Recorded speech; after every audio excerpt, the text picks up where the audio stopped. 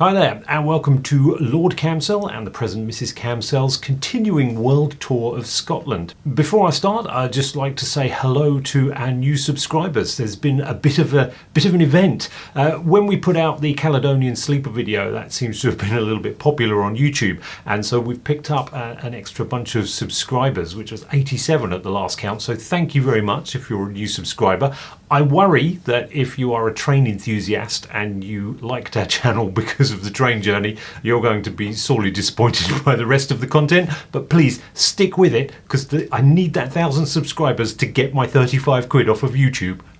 Bear with. The next part of our journey through Scotland was from Inverness up to Orkney. It's the furthest north we've ever been in the UK. We went from our disappointing hotel in Inverness to Inverness Airport, picked up a hire car, headed up to the ferry, which is you pick up at Thurso, I believe, just past John O'Groats, and then we went over to Orkney mainland, had a night in Orkney mainland, and then the following day up early for a ferry up to Westray, which is the Northern Isles in the Orkneys, and we went to Westray and Papa Westray. So this is the next part of our journey, which is basically a bunch of travelling, but we did see some things on the way.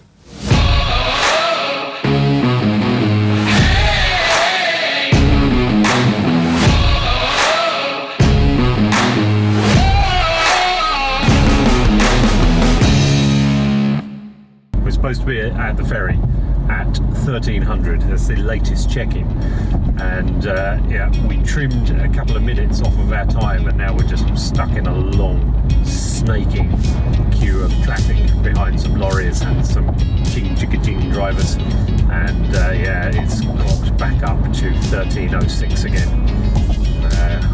We haven't even got time to stop for a wee anywhere, let alone get out and have a look.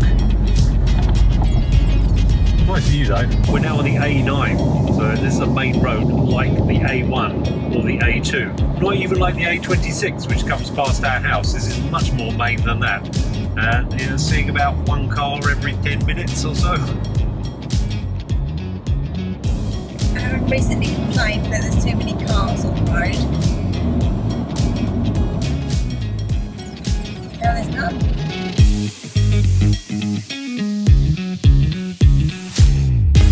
Once again, I've left my fancy mic elsewhere, but we are on the Pendland Ferry that goes across to Orkney now. Yeah, it's a pretty fancy new looking ferry, and the sea looks calm. That's good news. This is sea. Not very good with bumpy crossings. Got the sea fast. Yes, you do. We'll let you know.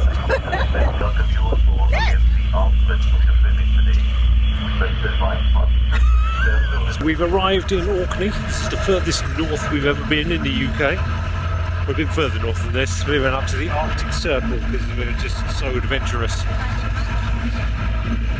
Well, we went to Tromsø.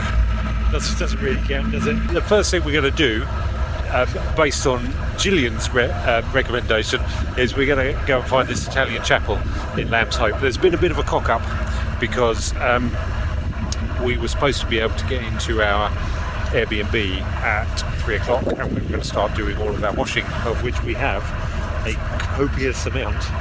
And then we got a message saying we couldn't get in until 5. So firstly, we're sure we're going to be able to get all of our smalls clean in time for moving on. But the other thing is that, yeah, we're really quite tired. You can see how tired Mrs. C looks. No, I'm sad. I've lost my scarf and it's really cold. But it was a very smooth crossing. You didn't get seasick, did you? Nope. No. So that was all good. Mainly because I had chips. Yeah, we did have chips. Weirdly, right, in the Isle of Skye, we paid a fortune for fish and chips. It was grim. It was really grim. Horrible. This, on a boat, really cheap. Cheap as chips. Chips. See what I did there? They were really, really nice chips. So, yeah, we've probably got to find somewhere to walk that off now. Yeah. So this is pretty famous. I'm sure this isn't the first time this has appeared on YouTube. It's certainly been on Susan Cowman's Tour of Scotland. Obsessed. I am. I love Susan Cowman. She's lovely. Really? Anyway. This is the Italian chapel. It was built by prisoners of war. There was a whole prisoner of war camp here, and the prisoners of war were drafted in to help the contractors build the Churchill Barriers, which are over that way. They did the hard graft. They did the hard graft stuff. And as part of the camp, they needed a school and a chapel to make things a little bit more bearable here. And so they built this. Oh my God, the inside, how stunning is it? Absolutely beautiful, really lovely. All the stuff that you would normally find in a church is painted on the walls, but amazingly they've got stained glass in there. No, really, I think they painted on it with... but it's just normal glass, it's and they painted something. the way that it's put together, and it is a stained glass window. Here we are in 2021, and this is still standing. It shows that there are some good things in this world. First thing they made was a statue over there of St George slaying the dragon. Apparently, out of concrete. Out of concrete, because that's what they were building the Churchill Barriers out of. But apparently, St George, not just patron saint of Brexiteers, but also patron saint of soldiers, always willing to slay adversaries and allowing people to live in harmony. Something. Yeah, I'm not bit sure of a killing juxtaposition people there. so you can live in. Really? Well, I think it was. Dude, you need to stop that man. I just shot him with my hat. Living. Literally, I've killed him with my hat. Yeah. No, it was sort of to slay things that stopped people living in peace, like Nazis. Yeah. But they said that they had pretty much everything they needed here, even though they were, behind barbed wire and that. But what they didn't have was something for the soul, and so they made it, which is rather lovely. And it is stunning. And they had a lot of support from the landowner and the people of the Orkneys, which is nice, and I think does show that people actually bloody can live in peace. Do it. There's a really nice picture when you come in of some of the prisoners of war who built this, who came back in 1992, which is nearly 30 years ago now. But that is, it's just lovely that it still exists, and that all the horror of World War II has gone away, but there's still this little piece of Italy sitting here in the Orkneys. Looking beautiful, even though it's a couple of old Nissan hats shoved together. Mrs. C's lost her scarf. She's very sad about that. I am, because my neck is blooming freezing. However, behind us is one of what is known as the Churchill Barriers, of which there are a few around Orkney, and Mrs. C would like to bring you a short history lesson on the Churchill Barriers. The Churchill Barriers were first ordered in 1939 after the sinking of HMS Royal Oak, which was torpedoed by a U-boat sneaking around in the water at night, and so the Royal Oak sunk with a loss of 834 lives, which is tragic because you can see it and it's so close to land. So the first Lord of the Admiralty, Winston Churchill, he ordered some barriers to be built to keep the U-boats out, scupper flow. Nowadays, obviously, there's no U-boats because we all love each other. Peace and harmony, guys. But it's clearly, as you can see, so that you can hear me, they are used as roads to link mainland Orkney with the surrounding islands, which I can't remember the names, I'm afraid. But yeah, that's your short history lesson for today.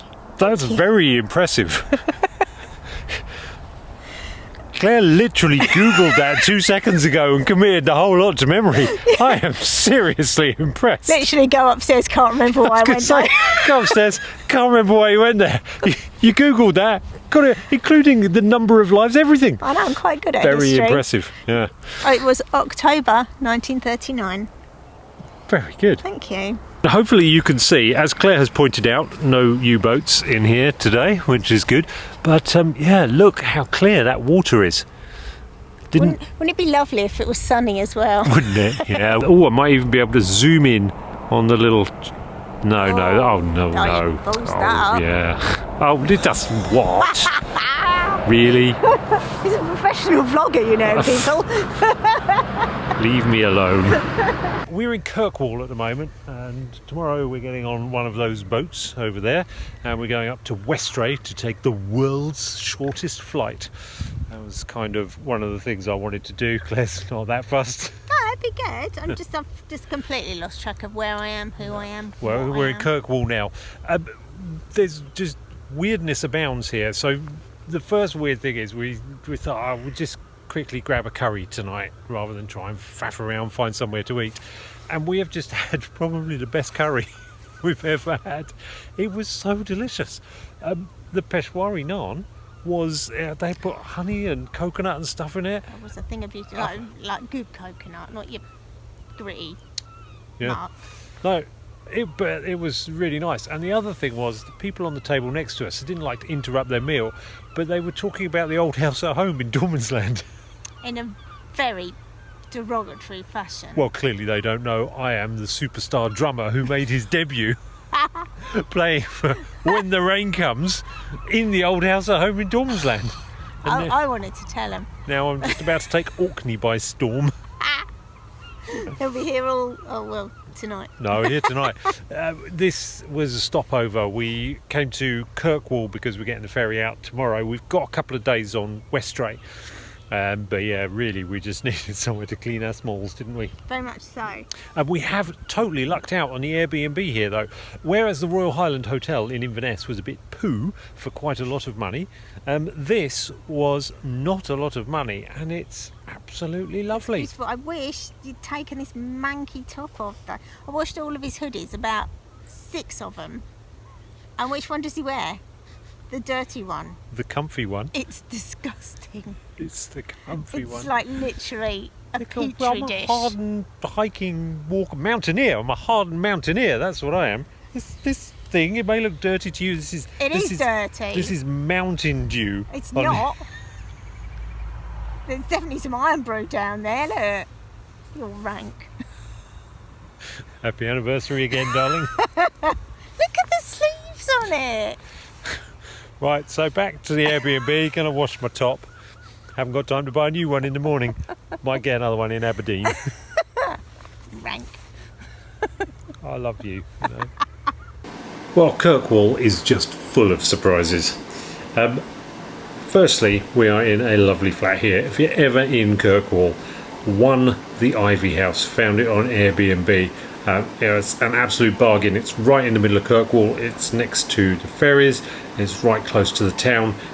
For exploring the whole of Orkney, honestly, you couldn't be in a better location. So, yeah, really big that up. And it's such a beautiful flat, isn't it, Mrs. C? Beautiful, yeah, really lovely. The other thing that I've discovered about Kirkwall is that there's a Tesco's here, which is open till midnight every night, which is really handy if you need a hoodie. It turns out a clean hoodie. I've now got to carry my dirty hoodie around with me, but Mrs. C is happy. Look at her happy little face.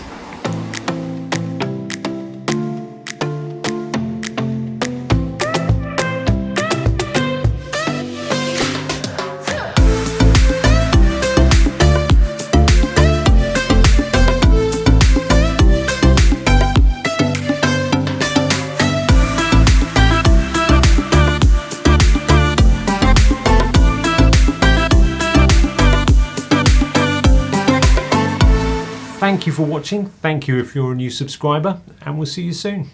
Bye for now.